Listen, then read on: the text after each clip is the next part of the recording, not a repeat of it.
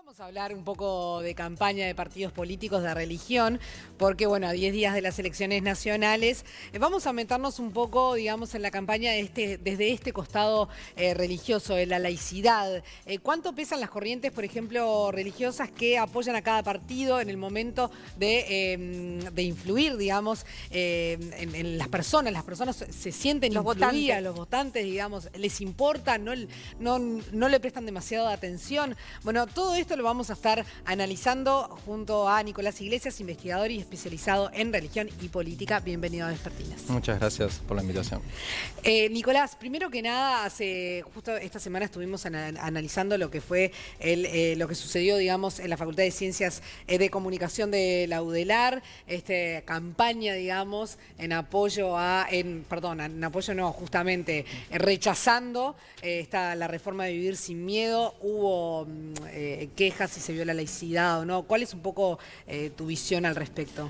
Bueno, el tema de la palabra laicidad es muy interesante porque a veces aparece como un recurso cultural para poner una especie de manto de no discusión sobre temas que a veces nos es difícil problematizar. Porque la laicidad como que tiene básicamente dos vertientes, la laicidad en lo político y la laicidad en lo religioso. Exacto.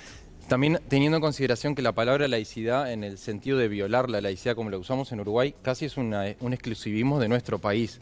Incluso en otros idiomas no existe la palabra laicidad, en inglés, en Alemania, el laicité, solo del francés, que es de donde viene nuestra concepción más jacobina y más de un Estado que dice la religión es algo separado y el Estado prescinde, no se mete en lo religioso. Entonces la laicidad en la educación, por ejemplo, generalmente se utiliza para decir, bueno, no se debe hablar de contenidos políticos partidarios y no se debe hablar de confesionalidad religiosa, ni proselitismo religioso, ni partidario. Pero es interesante que el propio artículo, en referencia a la educación, el artículo que define la laicidad, la define como el debate plural de todas las ideas, y todas las creencias. Entonces, en realidad, de acuerdo a la ley de educación, uno debería incluir en una laicidad la discusión de todas las posturas, sean religiosas o políticas. O sea que debería ser un espacio de discusión respetuoso y plural.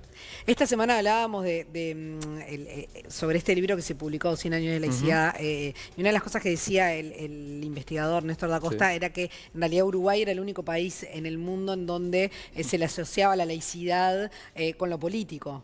Un poco era lo que tú estabas diciendo, que en general en el mundo entero era la separación de Estado-religión y que en Uruguay no sucedía eso porque la política era tan trascendental como la religión. Sí, algunos autores hablan de la política es como una especie también de religión civil, o sea, y también tiene algo de sagrado la política para los uruguayos, o sea, el énfasis que se le da a lo político y a lo político partidario en Uruguay tiene una centralidad en la vida cotidiana que no hay en otros países. No, y además también como la religión, me imagino que debe tener que ver que como la religión se volvió algo privado, Claro. Incluso desde el propio Estado y desde la propia Constitución, ¿no? O sea, la cuestión esta de que sea más en la esfera de lo privado, en eso algo tiene que sustituirlo en la esfera pública, ¿no? Sí, incluso algunos autores han visto la escuela como un nuevo templo, el templo laico donde todos somos iguales y todos estamos. También hay una dimensión de homogenización en eso. Es un proceso, ahí está el proceso de secularización por un lado. Entonces el proceso que la religiosidad se volvió algo privado, algo del ámbito de la familia, algo de lo cual incluso hasta cierto punto no se podía hablar, ¿no? En la escuela, los que pasamos por escuela pública, quizás escuchamos ni de religión ni de política se habla. Entonces, es verdad. Eso es como la cuestión de evitar el conflicto. Entonces, ese concepto de laicidad también a veces nos ha empobrecido, quizás culturalmente, de discutir o de ver la diversidad de las personas, inclusive en la religión, como un aspecto de la diversidad cultural. Pero bueno, el proceso de secularización en Uruguay, que ha sido muy parecido al de europeo, y muy fuerte también porque una práctica de la religiosidad bastante baja. Si uno nos comparamos en Uruguay a cualquier país de América Latina, uno sale a cualquier país y ve que la espiritualidad, la religiosidad es algo mucho más cotidiano, santos, vírgenes o expresiones pentecostales o neopentecostales o afro o de los pueblos originarios. Y en Uruguay creo que hemos sido también por este proceso de secularización y de lo religioso en lo privado, decir, bueno, eso es de tu vida privada. Por eso cuando aparece lo religioso en lo político y se mezcla en lo público, es donde nos salta de alguna manera el chip laico. Sí, claro. Y donde hay una cuestión, como una especie de cortocircuito cultural, Porque incluso cuando uno analiza el debate parlamentario de este periodo, ¿no?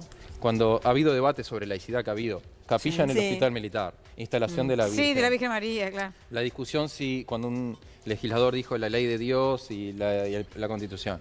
Y uno recorre la discusión parlamentaria y hubo proyectos de ley sobre laicidad, por ejemplo un proyecto de Ope Pasquet que fue aprobado sobre el Día de la Laicidad, y un proyecto de la Mae Susana del pluralismo religioso, y un proyecto del diputado Amarilla Bautista del Día de la Iglesia Evangélica. O sea, ha habido muchos proyectos que tienen que ver con religión y laicidad, y ahí ves que todos los diputados hablan de laicidad, pero todos tienen conceptos distintos. De alguna manera la laicidad cada uno la ha ido reconfigurando de una comprensión que va desde dos extremos y que no tiene que ver con lo político partidario, tiene que ver con otras comprensiones más culturales. Es decir, la laicidad es que el Estado no se meta en nada de la religión, el Estado debe prescindir a decir no, el Estado debe reconocer la diversidad religiosa en su pluralidad y debe dialogar.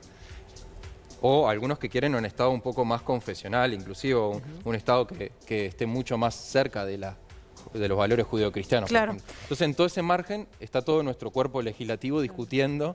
Y creo que es un debate que todavía debe profundizarse más. Ayer presentaron una investigación, felicitaciones, que realizaron con la organización Mujer y Salud, que se llama Políticas Antigénero en América Latina, Uruguay, el mal ejemplo.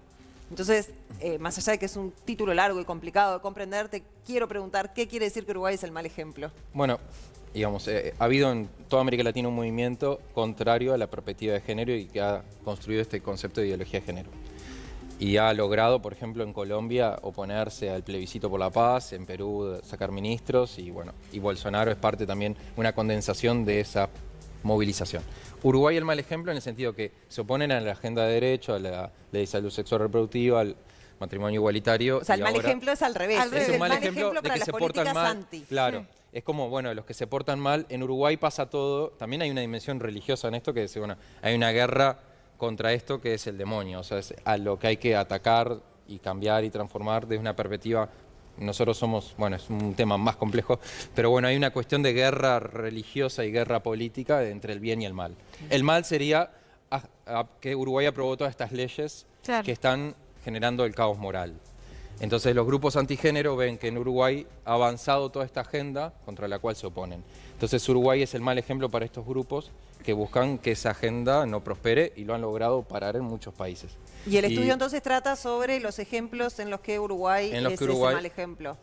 El libro de investigación lo que es, hace un recuento de todos los movimientos de sociedad civil y movimientos políticos que están con una agenda contra la perspectiva de género, contra la perspectiva de diversidad de generación, y que han nacido muchos y que tienen una acción política también. Y hace un poco el origen desde el ámbito también religioso, tanto católico y evangélico conservador, de dónde vienen estas tradiciones. Y solo hago una recomendación así de Netflix popera, digamos, porque todo esto se vincula con una serie que terminé de ver hace poquito que se llama The Family, que habla sobre la derecha religiosa norteamericana y su influencia y su lobby político y cómo se funciona en América Latina. Entonces, capaz después de elecciones podemos profundizar en cómo hay una dimensión político-religiosa que es geopolítica, en realidad, es transnacional. Que es una agenda que es más allá de aquí. Te invitamos de nuevo, entonces. Ya no podés decir que no, Nicolás.